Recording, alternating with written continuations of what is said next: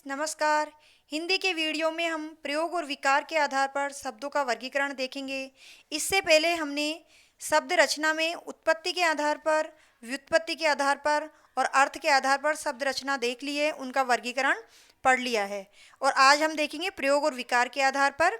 इनको दो भागों में बांटा गया है, विकारी शब्द और अविकारी शब्द।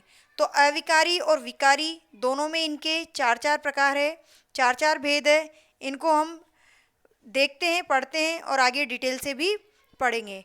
तो विकारी जो शब्द है, विकारी शब्द में संज्ञा, सर्वनाम, विशेषण और क्रिया, इनके चार प्रकार है। और अविकारी शब्द में क्रिया विशेषण, समुच्चय बोधक, संबंध बोधक और विस्मयादि बोधक। तो ये चार प्रकार है। इस प्रकार चार विकारी शब्द में और चार अविकारी शब्द में।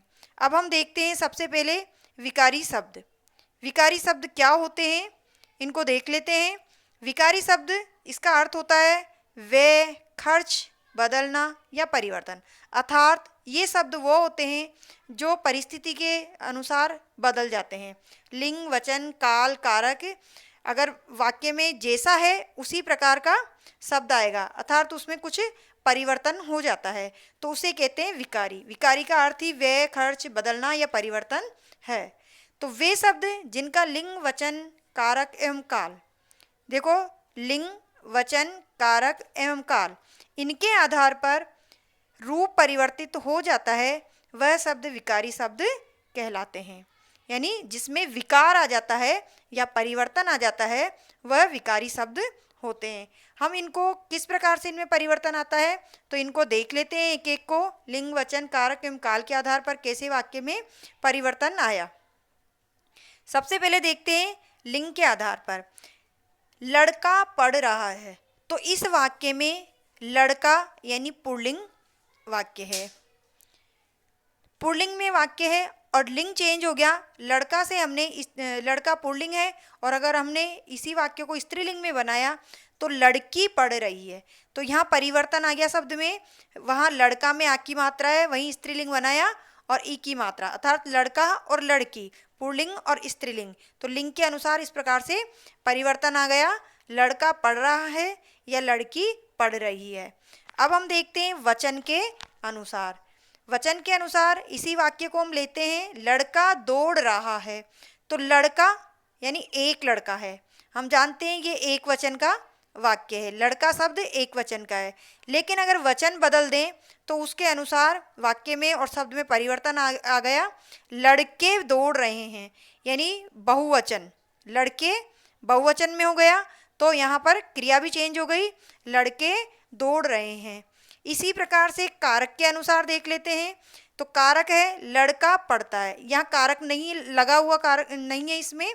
और अगर जैसे ही हमने कारक लगाया, लड़के ने पुस्तक पढ़ ली, लड़के के साथ ने लगा दिया, तो यहाँ वाक्य में शब्द में परिवर्तन आ गया। जैसे लड़का और यहाँ लड़के बहुवचन में आ गया, लड़के ने पुस्तक पढ़ ली, शब्द में परिवर्तन आया है और वाक्य एक वचन में ही है। लड़का पढ़ता है एक वचन है, लड़के बहुवचन होता है, लेकिन हम जानते हैं कारक के अनुसार जब कारक लगा देते हैं तो शब्द में परिवर्तन आता है और वचन एक ही है। लड़के ने पुस्तक पढ़ी, लड़के के बारे में कहा जा रहा है, लेकिन ये कारक के सहित है और वाक्य एक वचन में ही है। दोनों एक वचन के ही वाक्य हैं।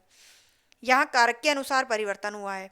अब आगे देखते हैं काल के अनुसार। तो काल के अनुसार वह पढ़ता है, वह पढ़ता है, ता शब्द आया है, तो ये पहचान है वर्तमान काल की। ता तेती वर्तमान काल में आते हैं, वह पढ़ता है। क्रिया के अंत में ता तेती जहाँ आते हैं वह वर्तमान काल होता है।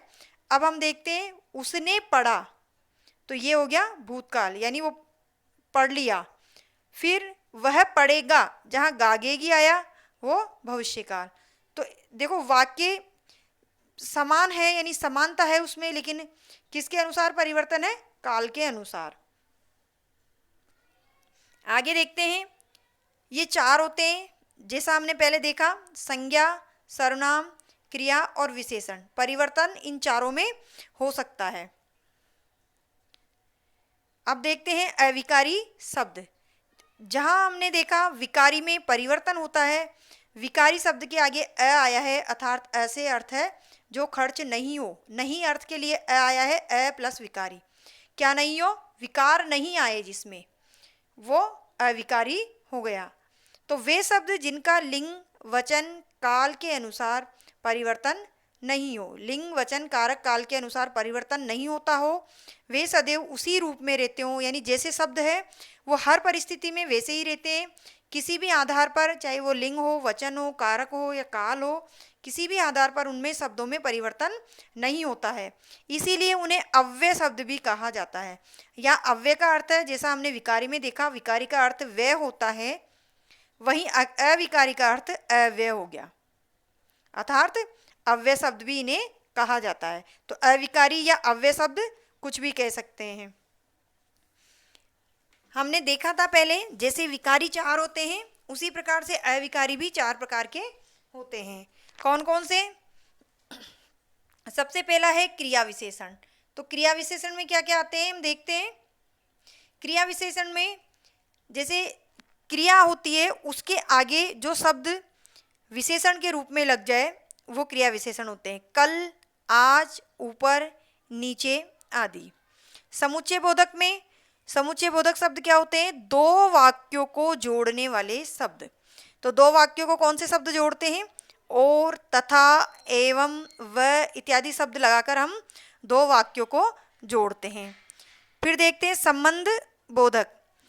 संबंध बोधक में सामने, भीतर, अंदर, निकट, इस प्रकार से 2 शब्दों, 2 वाक्यों में इनको लिख करके, यानी सामने, भीतर, अंदर, इस प्रकार के अनेक शब्द हैं जिनके साथ संबंध जोड़ा जाता है।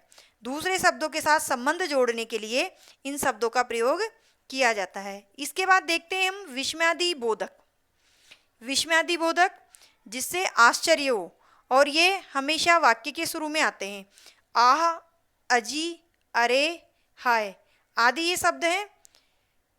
तो ये हमने देखे विकारी और अविकारी शब्द, इनके भेद, इनके वर्गीकरण और इनको हमने समझा। अगले वीडियो में हम एक एक को बहुत विस्तार से पढ़ेंगे। संज्ञा, सर्वनाम, विशेषण, क्रिया, समुच्चय बोधक, संबंध बोधक, विस्मयादि बोधक, क्रिया विशेषण, इन सबको हम विस्तार से पढ़ेंगे। इनके जो भी भेद है इनको भी पढ़ेंगे और समझेंगे। तो आप वीडियो को देखते रहिए, और अगर वीडियो पसंद आते हैं तो प्लीज़ वीडियो को लाइक करें, शेयर करें और चैनल को सब्सक्राइब करें, ऑल के बटन पे क्लिक करें।